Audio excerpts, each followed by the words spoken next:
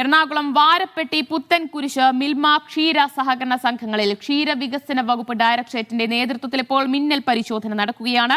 മിൽമ എറണാകുളം മേഖലാ union chairman ചട്ടം ലംഘിച്ച് ഭരണസമിതിയിൽ കടന്നുകയറി എന്ന പരാതിയിലാണ് ഇപ്പോൾ പരിശോധന നടക്കുന്നത്. ചെയർമാനും ബോർഡ് അംഗങ്ങളും ക്ഷീര കർഷകരല്ല എന്നും വർഷം 500 ലിറ്റർ പാൽ അളക്കുന്ന കർഷകനെയെ ഭരണസമിതി അംഗമാക്കാൻ കഴിയൂ എന്നുമാണ് പരാതി ഉയർന്നു വന്നിട്ടുള്ളത്. എന്തായാലും ഈ പരാതിക്ക് പിന്നാലെയാണ് ഇപ്പോൾ പരിശോധന നടക്കുന്നത്. വിശദാംശങ്ങൾ സിബി ജോസഫ് നൽകും.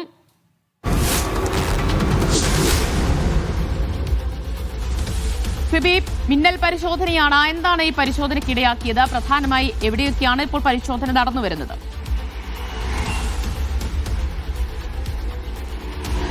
ദിവ്യ, ഇന്ന് രാവിലെ 6:30 മുതലാണ് ഈ പരിശോധന തുടങ്ങിയത്. അതായത് എറണാകുളം മേഖലാ യൂണിയന്റെ കീഴിലുള്ള 2 സഹകരണ സംഘങ്ങളിൽ, ഒന്ന് വാരപ്പെട്ടി, മറ്റൊന്ന് പുത്തൻകുരിശ്, ഈ 2 മിൽമ സഹകരണ സംഘങ്ങളുടെ ഓഫീസുകളിലാണ്, സഹകരണ സംഘങ്ങളിലാണ് ഈ ഒരു റെയ്ഡ്. ഇതിൽ പ്രധാനമായും പറയുന്നത് എറണാകുളം മേഖലാ യൂണിയൻ പ്രസിഡന്റും അതോടൊപ്പം തന്നെ ബോർഡ് അംഗം ഉൾപ്പെടെയുള്ള ഭൂരിഭാഗവും ഈ ഭരണസമിതി അംഗങ്ങളും ക്ഷീര കർഷകരല്ല എന്നുള്ളൊരു പരാതിയാണ് ലഭിച്ചിരിക്കുന്നത്. അതായത് ഈ എറണാകുളം മേഖലാ യൂണിയന്റെ അടക്കമുള്ള ഈ യൂണിയന്റെ ഭാരവാഹികളായി ഭരണസമിതിയിൽ ക്ഷീര കർഷകർ മാത്രമേ പാടുള്ളൂ എന്നുള്ളതാണ് മിൽമ സഹകരണ സംഘത്തിന്റെ ഒരു ചട്ടം.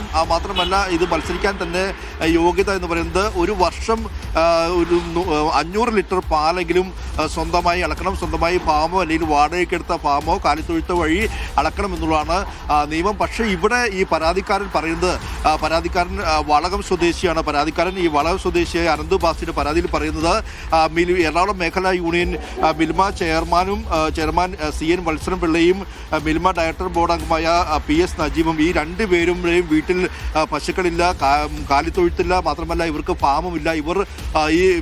ഇവരുടെ പരിധിക്ക് പുറത്തു നിന്നും പാല് അനധികൃതമായി വാങ്ങി ഇവിടെ വന്ന് ഇവരുടെ സ്വന്തം പേരിൽ അളക്കുന്നു. അങ്ങനെയാണ് ഇവർ ഈ ഒരു ഭരണമേഖലയിൽ തിരികെ ഇത്തരത്തിൽ എറണാകുളം മേഖലാ യൂണിയന്റെ ഭാരവാഹികളായി പ്രസിഡന്റായി മാറിയതെന്നുള്ളതാണ് ഇപ്പോൾ പ്രധാനമായും ആരോപണം. ഇതിന്റെ അടിസ്ഥാനത്തിലാണ് ഈ എറണാകുളം മേഖലാ യൂണിയന്റെ ചെയർമാനായ CN വത്സരം പിള്ളയുടെ വീട്ടിലും, കൂടാതെ അദ്ദേഹം പ്രസിഡന്റായ 500 ലിറ്ററെങ്കിലും പാൽ അളക്കുന്ന കർഷകനെ ഭരണസമിതി അംഗമാകാൻ കഴിയൂ എന്നതാണല്ലോ ചട്ടം. ഈ ചട്ടം ലംഘിച്ചു എന്നതാണ് പരാതിയിൽ ഉന്നയിക്കുന്നത്. അങ്ങനെ ഈ ചെയർമാന് പുറമെ എത്രത്തോളം ബോർഡ് അംഗങ്ങൾ ഈ രീതിയിൽ ചട്ടം ലംഘിച്ച് കടന്നു കയറിയിട്ടുണ്ടെന്നാണ് പരാതി?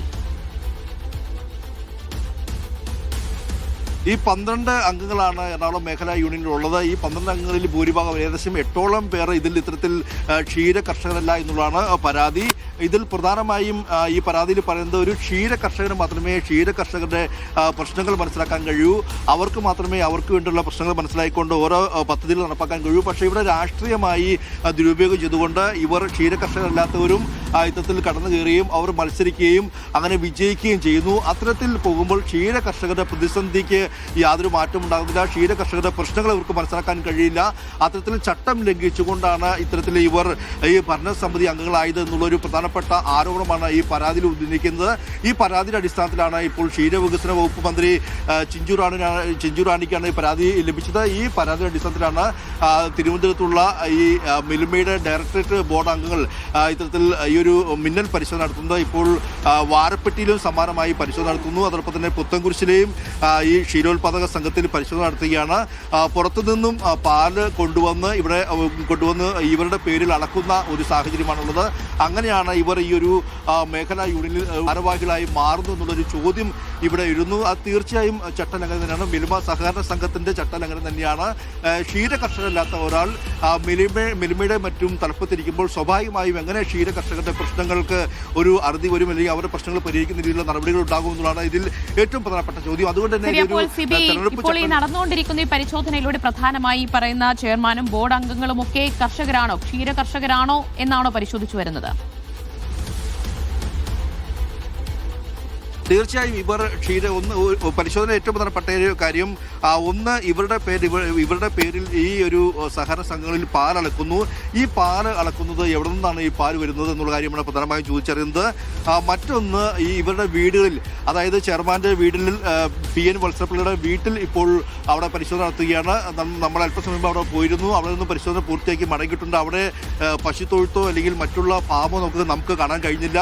എന്തായാലും അദ്ദേഹം ഇവിടെ കർഷകനല്ല, ഇത് ക്ഷീരകർഷകനല്ല എന്ന് തന്നെയാണ് ഇവിടെയുള്ള പ്രദേശവാസികളും പറയുന്നത്. അങ്ങനെയെങ്കിൽ എങ്ങനെ ഇദ്ദേഹം ഉൾപ്പെടെയുള്ളവർ ഈ എറണാകുളം മിൽമയുടെ സഹകരണ സംഘത്തിൽ അല്ലെങ്കിൽ മിൽമയുടെ ഈ മേഖലാ യൂണിയനിൽ അദ്ദേഹം ഭാരവാഹിയായി അദ്ദേഹം എങ്ങനെ ചെയർമാനായി എന്നുള്ള ചോദ്യമാണ് അവശേഷിക്കുന്നത്. അതോടൊപ്പം തന്നെ വാരപ്പെട്ടിയിൽ ഡയറക്ടർ ബോർഡ് അംഗമായ PS നജീബാണ് വാരപ്പെട്ടി സഹകരണ സംഘത്തിന്റെ പ്രസിഡന്റ്. അദ്ദേഹം ബോർഡ് അംഗം കൂടിയാണ്, എറണാകുളം മേഖലാ യൂണിയൻ ബോർഡ് അംഗം കൂടിയാണ്. അദ്ദേഹത്തിന്റെ വീട്ടിലും ഇതുപോലെ പശുത്തൊഴുത്തോ അല്ലെങ്കിൽ ഫാമോ ഇല്ല. അങ്ങനെ ക്ഷീര കർഷകരല്ലാത്തവർ എങ്ങനെ ഈ ഒരു സഹകരണ സംഘടന അല്ലെങ്കിൽ മേഖലാ യൂണിയന്റെ ഭാരവാഹികളായി എന്നുള്ള ചോദ്യമാണ് വരുന്നത്. ഇതുമായി ബന്ധപ്പെട്ടുകൊണ്ടാണ് ഇപ്പോൾ ഒരു മിന്നൽ പരിശോധന നടത്തുന്നത്. ഇന്നിപ്പോൾ രാവിലെ ഇവർ പരാതിയിൽ പറയുന്നത് മറ്റു പല ഈ സംഘങ്ങൾക്ക് പുറത്തുള്ള മറ്റു ഇത്ര ദൂരെ നിന്നും ഇവരെ പരിധിക്ക് പുറത്തു നിന്നും പാല് ഇത്തരത്തിൽ അനധികൃതമായി കൊണ്ടുവന്ന് ഇവരുടെ പേരിൽ അളക്കുന്നു എന്നുള്ളതാണ് പരാതി.